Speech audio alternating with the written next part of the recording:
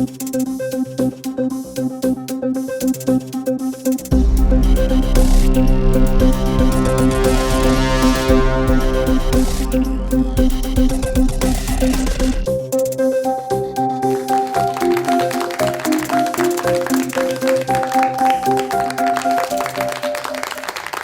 morning. In the present times, the buzzword is of hygiene, COVID hygiene, cyber hygiene. In the background of COVID-19, there has been a total restructuring of the systems we live in, our educational systems. The way we work, the way we live, has all gone to the digital platform. It's in this background that c0c0n has come out with its 13th edition, 2020, on a totally virtual platform. Now, many of you will think it's a climb down from the usual grand conferences that we hold. But we need to understand that this conference in the virtual platform has various advantages that makes it truly global. The reach of this conference, apart from being seen by all the delegates attending this conference, is being beamed live on all our social media handles to 4 million people around the globe, which makes it one of the biggest conferences in the history of c0c0n. So this conference is basically a matter of history for us and for you all. Let me take this opportunity to welcome all our friends to this c0c0n 2020. 2020 has been a very different year for all of us. One cyber expert has remarked that 2020 has a virus and we need to reboot it. It's a very important year, a very different year for all of us. Coming back to 2020, in the post-COVID arena, when the dependence on digital resources have increased, we have vulnerabilities developing in cyberspace. We have cyber criminals trying to sell the Statue of Unity. We have people trying to redirect donations to the PM Cares Fund. There has been policy efforts to flatten this cybercrime curve, but it has yielded no results.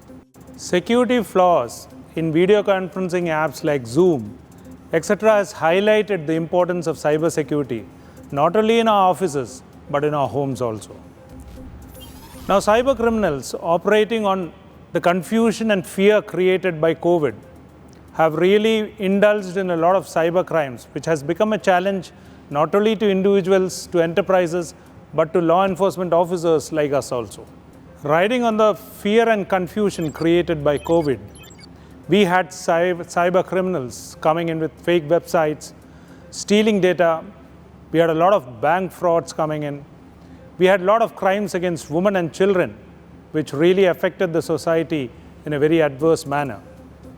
We even had rogue states coming in and attacking the national digital resources, trying to destabilize different countries. We also had attack on healthcare, particularly in the wake when the health department was facing the COVID patients. But all this proved that all our sectors, all our digital resources are under attack. The new ransomware attacks have increased not only in complexity, but also in its nature also. Ransomware was earlier limited to enterprises, but now we have attacks in the homes also. And it has become so complex that even the online backups these cyber criminals are trying to encrypt. It's very clear that cyber crimes is getting more technical, more complex, and the gravity of the crime is manifold increase. We can easily conclude that the complexity and the intensity of cyber crimes has gone up drastically in the last 6 months. Now the question arises, how do we deal with this situation? Are we ready to adapt to this new situation, new challenges? Firstly, we need to secure ourselves. The individual, the enterprise, the government entity, all three need to secure themselves using the various forums, use the various systems available.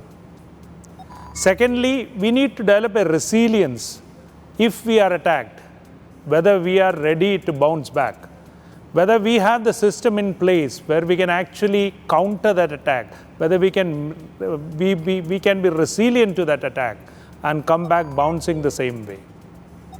The third is, of course, whether the law enforcement agency in that particular country has the resources to detect such crimes. Because many a place, we know this crime is a crime without borders, and it's very difficult for a law enforcement agency or the police department to actually crack into these crimes. So we need to put up systems in place where we can actually have the cooperation of different agencies to crack and detect such crimes. In this context, we need to remember another important fact, the factor of costing. Because in the COVID arena and the post-COVID world, we will find that costs are going to be cut not only in the private enterprise, but also in the government. Among all these confusion, there is an opportunity also for all of us. We actually need to pick up a robust cyber system, not only in the government, in the private sector also, which will face and equip us to meet the challenges of the future. Even when COVID becomes a dream, these systems will remain, which will help us in the future digital world. Now, many of you may be wondering that I am painting a very dismal picture of the present climate.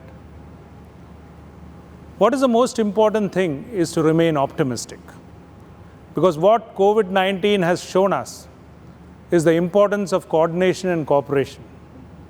In the present times, the government agencies, the private sector, and the security experts have come together to meet the challenges of the future. And that's why this conference of c0c0n is so very relevant. c0c0n offers a platform where the various stakeholders in cybersecurity come together and we dwell on plans and policies about the cyber world. This year also, we are sure that this conference will ensure that different minds come together, sit together, they look at the various threats that are there in the world right now, and we find out policies and solutions to meet these threats and challenges. I call upon every person attending this conference to actively participate, to look at the threat landscape, and to come out with policies and steps which we can utilize to secure our systems well. That's why this conference becomes so relevant in the present times. Finally, on behalf of the organizing committee of c0c0n, I want to warmly welcome all our friends, distinguished guests, and delegates to this 13th edition of c0c0n, the International Hacking and Security Conference 2020. Thank you, and have a great conference.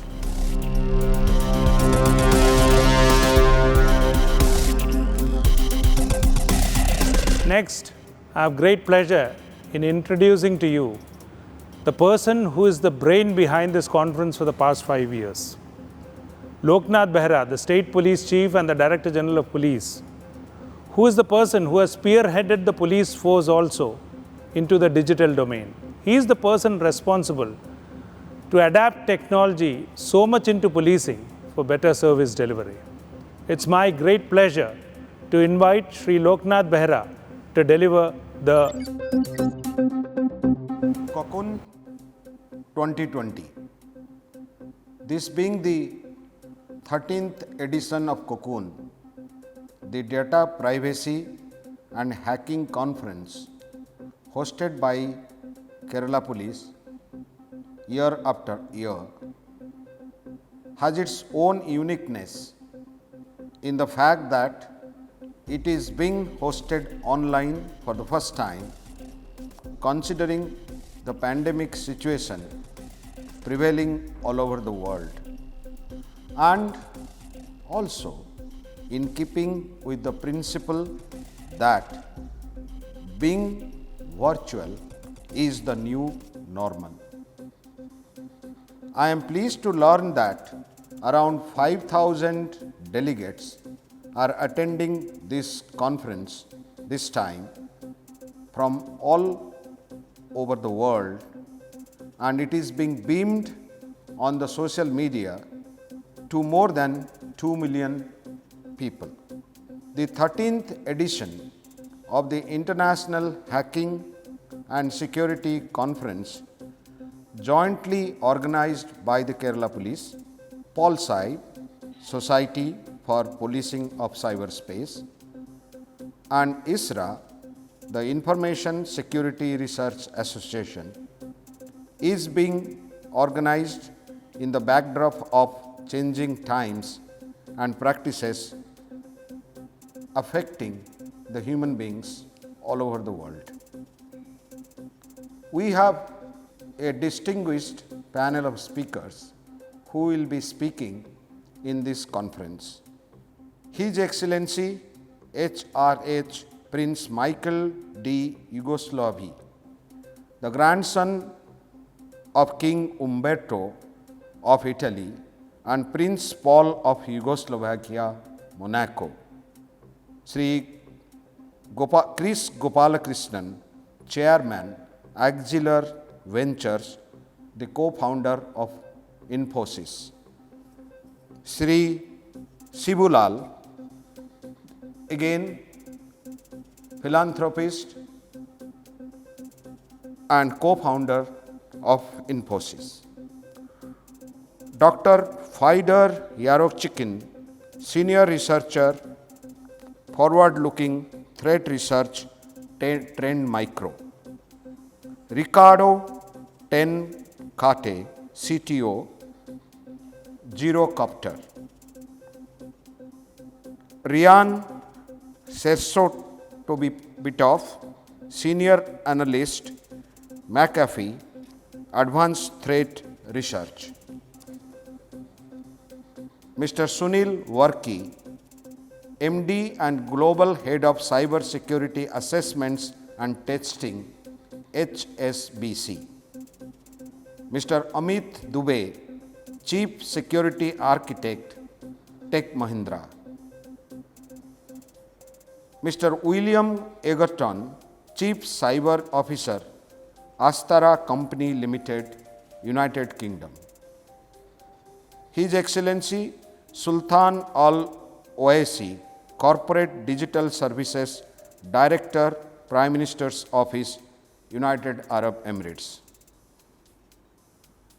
Chloe Mesdaghi, Vice President, Strategy Point 3 Security. Mr. James George, Security Consultant, Deloitte, Singapore. Mr. Srihari Haridas, Operator, Red Team Village. Mr. George Orchelis, Chief Technology Officer, Scythe. Mr. Dan Levy, Senior Manager, Ernst & Young, Israel Advanced Security Center. Mr. Jamil Nabo, Principal Offensive Security Consultant, Capgemini. Mr. Rohit Sehgal, Cyber Security Engineer, Visa. Mr. Adam Laurie, Global Security Associate Partner and Lead Hardware Hacker, IBM X-Force Red.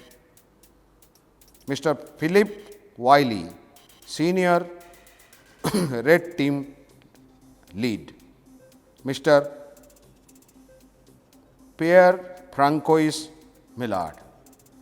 This year's conference is to be unique because we will be discussing about a new IT order, new to information technology order in the world during the ongoing pandemic and post-pandemic situation. With a galaxy of star speakers who are prominent experts, IT practitioners, etc., new ideas will emerge which will benefit the people of the world. Our consistent effort is to make the cyberspace safe and secure. c0c0n over the years has delivered in this direction. It will, I am sure and confident, deliver this time. Now let us go to c0c0n. Jai Hind. Thank you, sir, for that very insightful speech. Now we are going into a very interesting phase. It's now time for our keynote speakers. Let me introduce you to them.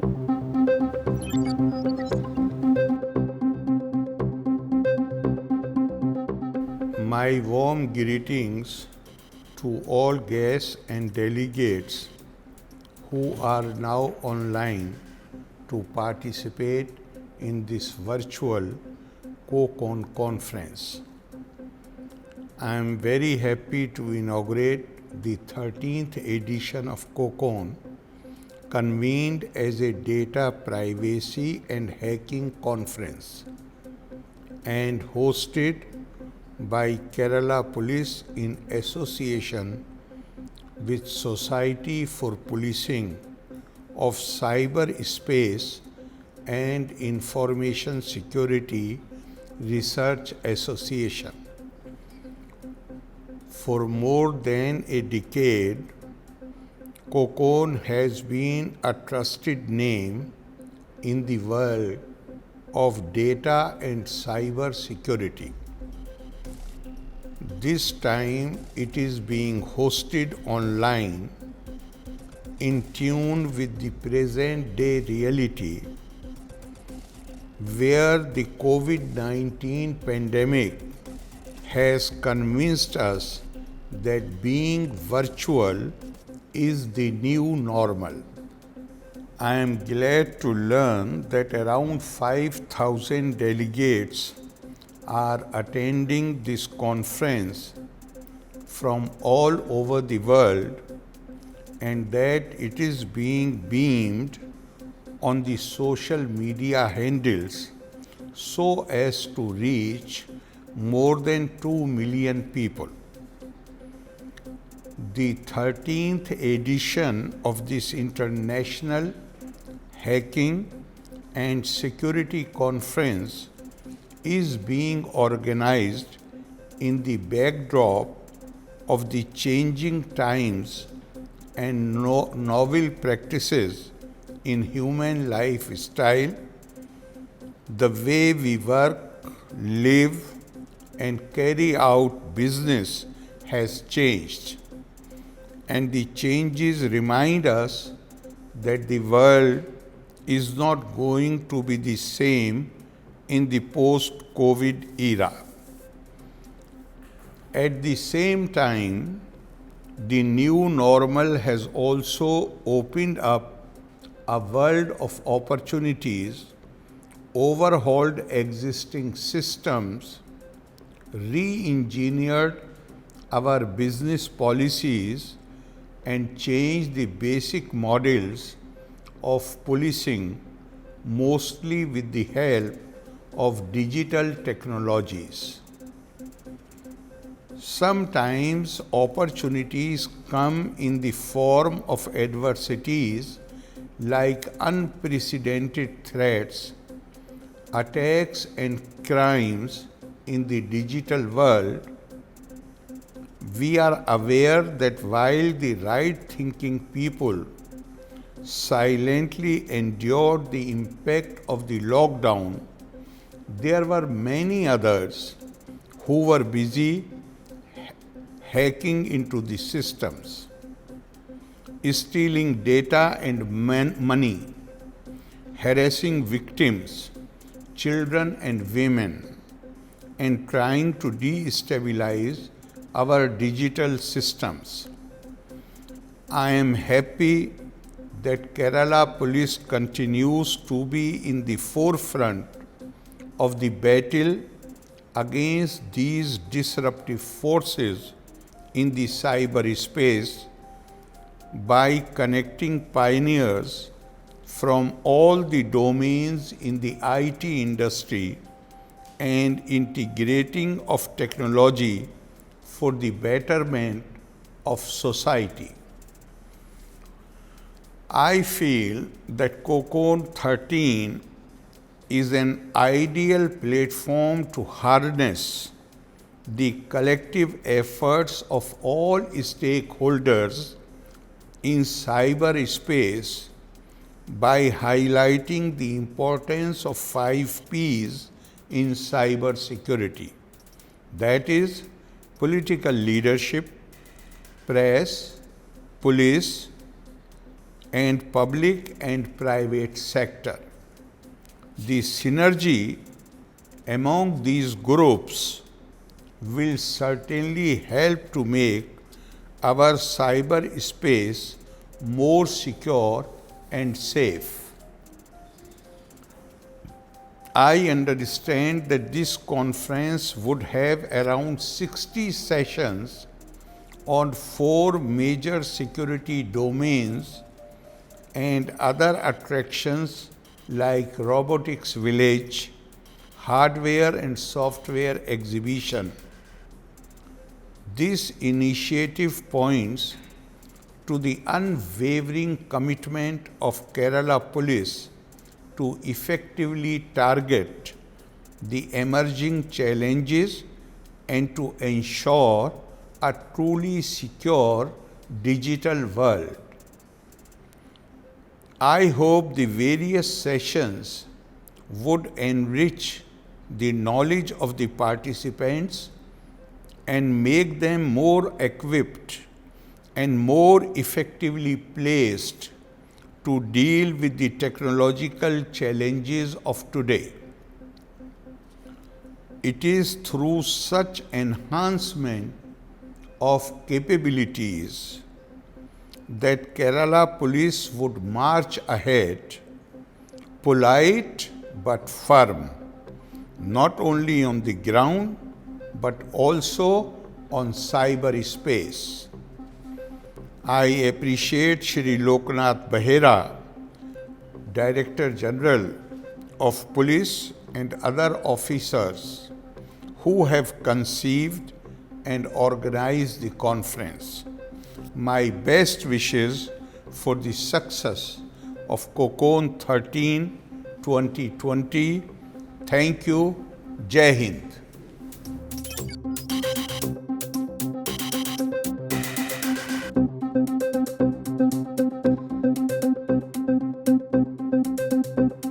Ladies and gentlemen, dear organizers, it is a great pleasure for me to be able to participate in this virtual conference, which is about security and hacking.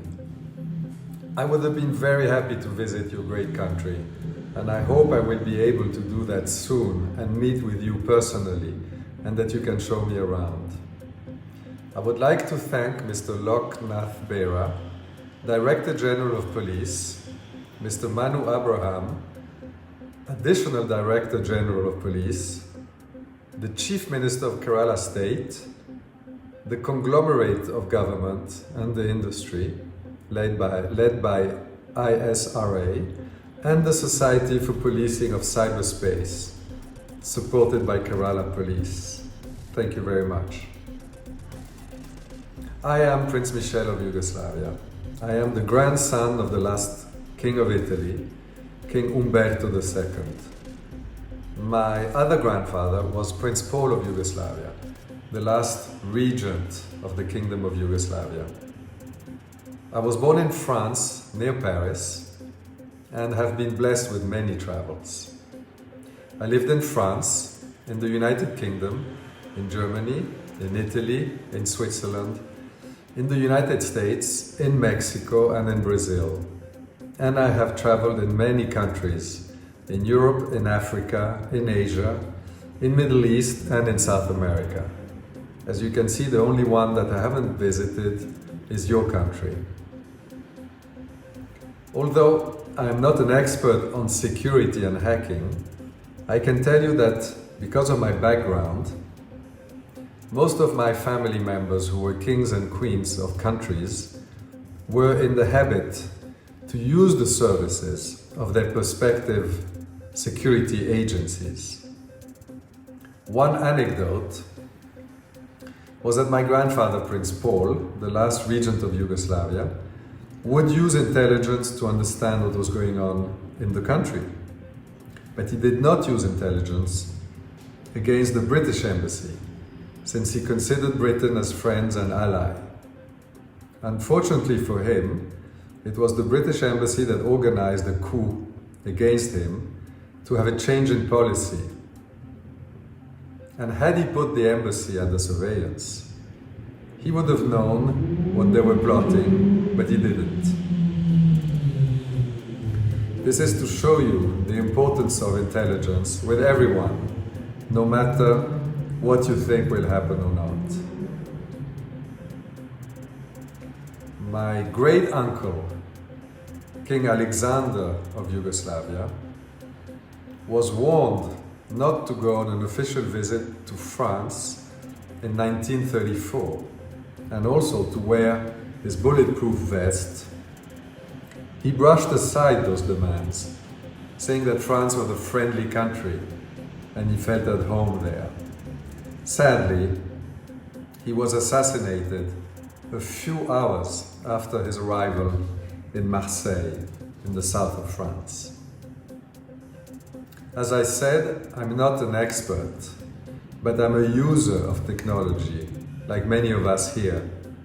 And although I am from the older generation, which saw the arrival of the computers, I have some knowledge.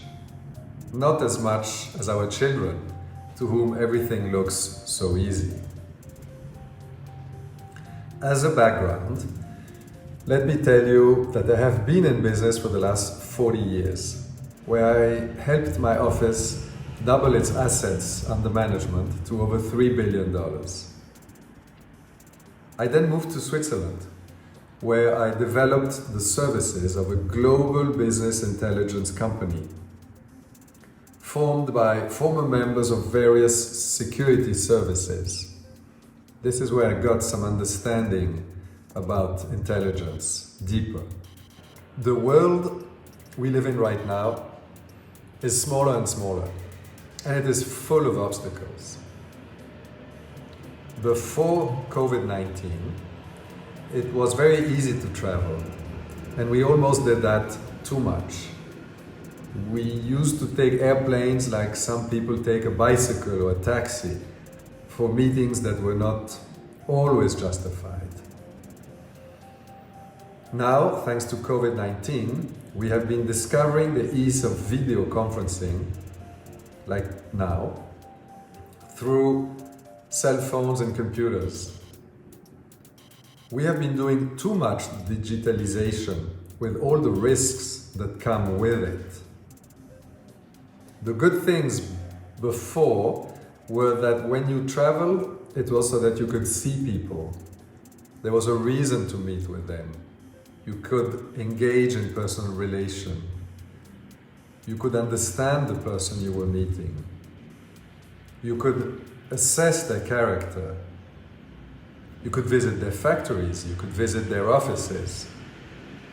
Now, with those digital meetings online, you don't read so well the people across from you, and you can be fooled by them. That increases the risk of being robbed. With the multiple use of emails, messaging, electronic communication, the sending of documents electronically and so on, the risk increases, and it is a paradise for hackers. There are no more secrets since everything is digital. Before, when you traveled, you were prepared, you were organized, and you knew what to look for. Now, in this electronic age, everything is different. I can give you some examples of hacking where you are with your client online, sending emails, and suddenly you get an email which you think is from them, in which they give you a new banking account. This is a red flag. It should raise your attention. But because it is in the flow of the email conversation, you might believe it is for real. And then you will send money to this new account, and many chances are it will be lost, unless you react immediately. Digitalization might save a lot of kerosene up in the air. Time for yourselves, or even rediscovering your own country because of travel prohibitions. However, even before COVID, hacking both from private and public institutions was the new frontier sport. You will all agree that this has not been decreasing. Instead, it has boomed up. Getting into competitors' mobile phone, agenda, emails, messaging service, even the one who sells you end-to-end encryption, is more and more widespread. Not to speak about the use of these capacities by states' services. In the meantime, the travel bans and mandatory on-paper quarantines have increased the need of fake documents, authorizations, corruption, logistical services, and so on, without any formal control. The world has become more insecure than it was before COVID and created more discrepancies between the rules and their applications. Example, the massive need of PPE or personal protective equipment goods have also seen the global markets trying to adapt in emergency mode to these new digital standards. Buying goods in Asia to sell them in Latin America, using companies based in Hong Kong, Singapore, the United States, Luxembourg or Switzerland, and banks in France, in the UK, in the US, have opened the doors to massive fraud in all and every bit of the business chain. Canada, Germany, Italy, Switzerland, just to name some of them, have been tricked with fake PPE deliveries, which are face masks, gloves, gowns or gels. Many companies all over the world have completed massive investments to start PPE production lines and having the trusted partners in countries like China, Brazil or Canada, not even to guarantee to speak to the right persons. And this does not happen only in China. Some of our partners found that their thermometers manufacturer in Canada was a PO box in an abandoned warehouse in Ontario. You must be careful. Payment conditions are monetized at every stage. Fake LOIs, letters of intent, are sent without any verification because of the emergency and the greed. Fabricated proof of fund letters, POFs, and bank comfort letters, sometimes very sophisticated, are used to secure stocks and productions without paying a cent, and especially without the possibility to have any clue of the end buyer. Let me tell you an example. Last week, a partner of mine received a POF to check for an operation involving billions of face masks. The bank letter, very professionally done, showed the name of the account holder as Jeff Bezos and the available liquidity over $50 billion. But we've seen even funnier ones. One of our clients was dealing with a very reputable company in the US, and they received an LOI, a bank letter, and when they looked at it, everything was fake. The bank they were using did not exist, and the country in which this bank was did not exist either. In this case, they were very lucky because the documents looked perfect, but because the hackers made such a ridiculous presentation where everything was fake, it was easy to spot. But sometimes it is not. Sometimes it is very well done. Most of the time, the chain of brokers, the urgency and the intercultural attitude is benefiting more to the fraudsters and hackers than to the real business of PPE supplying. However, it is the open door to grab emails, phone numbers, do social engineering for hacking, money laundering, fraud, or even political purposes. Anything but selling or buying PPE. And this is growing as all threats are growing in emergency periods. Ladies and gentlemen, I would like to thank you again for listening to me, and I wish you a very happy and productive conference.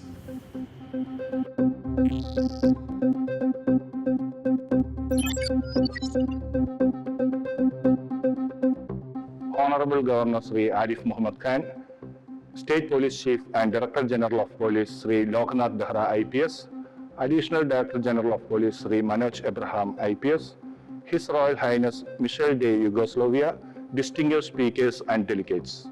It is indeed my privilege that I have been asked to deliver the vote of thanks for the inaugural ceremony of c0c0n, the International Cybersecurity, Hacking and Virtual Conference. On behalf of ISRA and c0c0n Organizing Committee, I would like to express my sincere gratitude to Honorable Governor Sri Arif Muhammad Khan for his kind presence and the very inspiring inaugural address, which underlines the importance that has to be maintained with all the stakeholders from the cyberspace to deal with the cyber criminals. As you all know, our pillar of strength has been the constant support and encouragement given by none other than the State Police Chief Sri Loknath Behra IPS. Being the conference chairman, he is the one who always come up with very new ideas, new concepts to run this c0c0n conference every year so differently.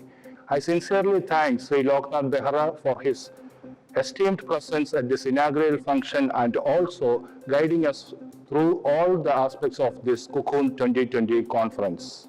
I would like to thank the Additional Director General of Police and the Vice Chairman of c0c0n, Sri Manoj Abraham IPS.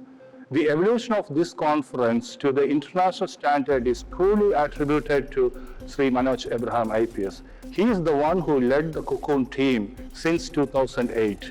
I sincerely thank Sri Manoj Abraham IPS for his presence today and also all the guidance he given for the c0c0n 2020 conference. Next, His Royal Highness Michel de Yugoslavia, who is also the founder and the advisor for Digilens, a business intelligence firm headquartered in Switzerland. I would like to wholeheartedly extend my gratitude to His Royal Highness Prince Michel de Yugoslavia to accept our invitation and dignifying this c0c0n conference with his highly inspiring keynote speech. Now, I want to thank all our distinguished speakers across the world who have accepted our invite and attending this conference and sharing their expertise through the informative talks. I also want to express my deep appreciation to all the delegates and all the participants who are attending this two-day conference. I am sure that at the end of this two-day conference, you all will be benefited and equipped more to deal with the cybersecurity problems. c0c0n is a collective effort to deal with all the cybersecurity issues of the world. On behalf of Organizing Committee, I would like to express my gratitude and thanks to all the sponsors and all the promoters and partners who are associated with c0c0n conference. I also like to thank all of you to have a great learning experience at c0c0n 2020, the International Cybersecurity and Hacking Conference. Enjoy the conference.